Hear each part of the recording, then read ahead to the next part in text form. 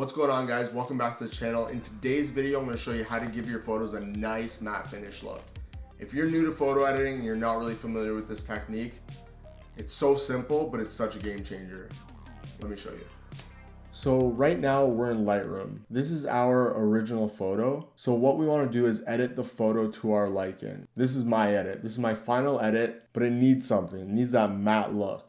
This is a little too punchy for me. I'm personally not a fan of black tones in my photos. So what I like to do is bring up the black so that they look more gray. So here's an example of what you could do. If you go to your tone curves, you just bring the shadows down a little bit and then your highlights up a little bit just to kind of make that nice S curve here. And this is the key part of this whole thing. If you bring your blacks up just a little bit, you can see how it makes these dark tones gray.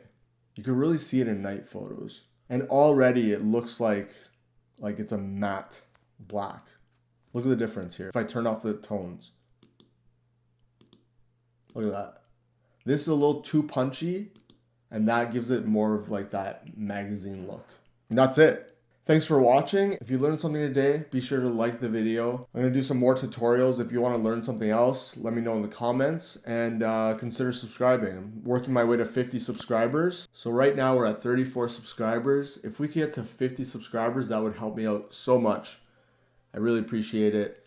If you wanna see more of my photos, check out my Instagram @VentureNinja. I post a lot of travel photos, but right now because of COVID, I'm posting a lot of urban shots from my city. I'll see you guys in the next one. Have a good day. Take care.